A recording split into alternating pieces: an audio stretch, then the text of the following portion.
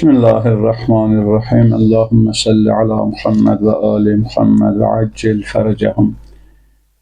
Bu günlər Xanım Fatimə Zəhranın əza günləridir və eyni zamanda cümə günüdür. Allah inşallah Xanım Fatimə Zəhranın hörmətinə bu günü və digər günləri bütün möminlər üçün, Həzrət Xanım Fatimə Zəhranın yolunun davamçıları üçün bərəkətli qərar versin. Əziz izləyicilər, mən istəyirəm bir neçə kəlmə günümüzün çox acı reallıqlarından biri haqqında danışam. Bilirsiniz ki, son dövrdə Azərbaycan hakimiyyəti həqiqi dindarlara qarşı, Əhl-i Beyt məktəbinin təmsilçilərinə qarşı, həqiqi təmsilçilərinə qarşı çox ciddi şəkildə acımasız soyqırım həyata keçirilir. Hər dəfə biz bunu deyirik və deməkdən də yorulmayacaq. Azərbaycan hakimiyyəti, tayfa rejimi 5000 civarında dindarı, ruhanini, mömini saxta ittihamlarla həbs edib. Biz bu məsələləri qətiyyətlə pisləyirik və bu rejimdən tələb edirik ki, qeyd-şərtsiz, gecikmədən saxta ittihamlarla həbs olunan bütün insanları, dindarında, qeyri-dindarı da dərhal azadlığa buraxılmalıdır. Əks halda rejim bu cür davranışları ilə öz sonunu tezləşdirəcək. Bu əlbəttə ki, bu qədər ilahiyyatçının, ruhaninin həbs olunması ölkədə dini sahədə ciddi bir boşluq yaradır. Bu boşluğu da Əhl-i Beyt məktəbinə zidd olan xüsusən vəhabilər və eyni zamanda bunların, bu rejimin diktəsini həyata keçirilən ilahiyyatçı adı ilə olan insanlar doldurmağa cəhd edirlər və doldururlar. Və biz görürük ki, hər gün sosial şəbəkələr üzərində, media üzərində, çünki ölkədə yaşamadığımız üçün media üzərində gördük, hər gün bir ilahiyyatçı adı ilə, ruhani adı ilə bir nəfər meydana çıxır və başlayır ağzına gələni danışmağa, başlayır əsassız fikirlər səsləndirməyə. Əsas məqsədi də vilayət xəttini, Əhl-i Beyt məktəbini tənqid etməkdir. Sanki indi Azərbaycanda elə bir vəziyyət yaranıb ki, Əhl-i Beyti tənqid eləmək, Şiə məzhəbinə, Şiə məktəbinə hücum eləmək sanki bir bunların xilasıdır. Əgər bunlar Şiə məktəbinə hücum etməsələr, bunlar məhv olacaqlar kimi bir görüntü yaranır. Və bir neçə müddətdən sonra bunlar ki, ilahiyyatçı kimi cəmiyyətdə artıq müəyyən YouTube televiziyaları, sonra normal ənənəvi televiziyalar bu insanları ilahiyyatçı kimi efirlərə dəvət edirlər, cəmiyyətə bu insanlar ilahiyyatçı kimi, ruhani kimi tanıtdırırlar.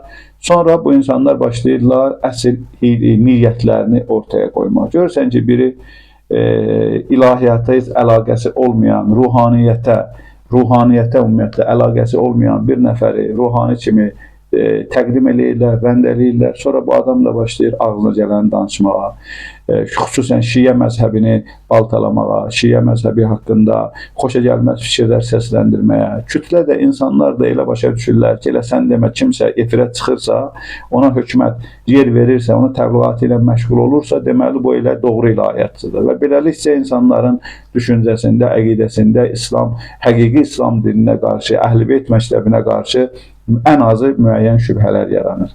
Bu yaxınlarda da biz gördük ki, deməli, özünü neçə vaxtdır ki, ilahiyyatçı kimi təqdim etməyə çalışan bəzi şəxslər müəyyən, deməli, yəhudilərlə və qeyri-İslami şəxslərlə can bir qəlbdə olduqlarını göstərirlər, onlara ustad deyirlər, onlara müəllim deyirlər, onlardan elmindən faydalandıqlarını deyirlər və s. Əgər bir yəhudinin elmindən bir dənə ilahiyyatçı faydalanıbsa, o açıq şəkildə görsənir ki, o adam heç bir halda İslamı, həqiqi İslamı, Əhl-i Beyt məktəbini təbliğ edə bilməz və əksinə onu tənqid edəcək, o insanlarda Əhl-i Beyt məktəbinə qarşı mənfi fikirlər yaradacaq.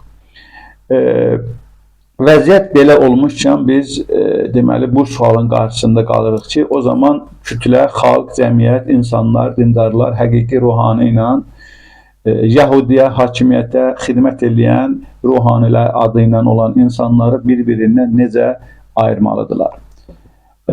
Əziz insanlar, əziz dindarlar, əziz dinləyicilər, əziz izləyicilər, baxın, onun üçün konkret olaraq İslamda bir ülgü var, bir deməli düstur var. O da ondan ibarətdir ki, hər bir şey, hər bir şəxs əgər Qurana ziddirsə, onu biz qəbul etməyəcəyik.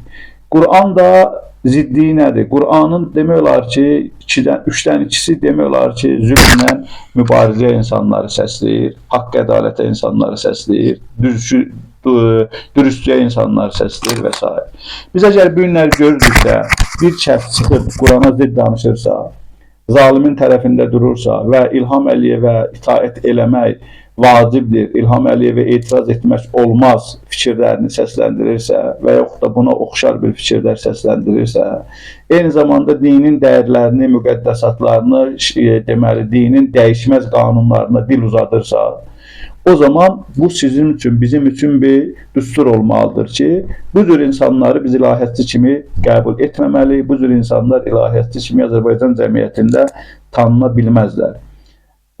Bu bizim üçün ən yaxşı ülgüdür. Biz Qurana baxırıq, Peyğəmbərin hədislərinə baxırıq, Əhl-i Beytin yoluna baxırıq. Çünki Əhl-i Beyt məktəbi açıq şəkildə göstərir ki, bizim tərəfdarlarımız, bizim şiyələrimiz heç bir halda bizim düşmənlərimizlə bir yerdə oturmaz, düşmənlərimizlə dostluq etməz. Bir adam ki, görürsünüz, Əhl-i Beyt məktəbi ilə Həzrəti Əli əleyhissalam və onun 11 məsum oğlu Həzrəti, yəni ilahi höccətlərə qarşı müxalifdirlərsə, onları hər fürsətdə onların əleyhinə fikirlər səsləndirirlərsə, zalimin yanındadırsa, ən açıq nümunəsi İlham Əliyev bizim prezidentimizdir və İlham Əliyevə qarşı heç bir halda müxalif etmək olmaz və hətta bunun üçün bəzi ayələr də gətirirlər, sui-istifadə edirlər. Belə insanlar heç bir halda ilahiyyatçı ola bilməzlər, ruhani ola bilməzlər və belə insanlar cəmaata həqiqi yolu göstərə bilməzlər. Bunlar ancaq insanlara zəlalət yolunu göstərəcəklər. Bunlar ancaq insanları zəlalətə aparmağa cəhd edirlər və çox təəssüflər olsun ki, müəyyən qədər də deməli bu işdə müvəffəq olublar dırnaq arası. Bir daha mən xahiş edirəm, bir daha müraciət edirəm daha doğrusu. Biz bu məsələlərdə ayıq olmalıyıq və hansı ilahiyyatçı adı ilə ortada olan insanların kimini yaxşısını pisliyindən ayırmaq üçün Qurana müraciət eləməliyik, biz onların danışıqlarına müraciət eləməliyik, biz onların rəftarına müraciət eləməliyik. Ən azı biz baxmalıyıq ki, o insanları görəndə Allah bizim yadımıza düşür, yoxsa Şimon Peres yadımıza düşür, yoxsa Netanyahu yadımıza düşür, və yaxud da Trump yadımıza düşür, və yaxud da İlham Əliyev yadımıza düşür. Bu bizim üçün çox gözəl nümunədir və biz öz həyatımızı, onsuz da Azərbaycan hakimiyyəti, bu tayfa rejimi bizim həyatımızı cəhənnəmə çevirib. Heç olmasa axirətimizi bu tayfa rejiminin deməli rejiminə qurban verməyək. Axirətimizi heç olmasa qoruyub saxlayaq. Vəssalamu aleykum və rəhmətullahi və bərəkatuhu.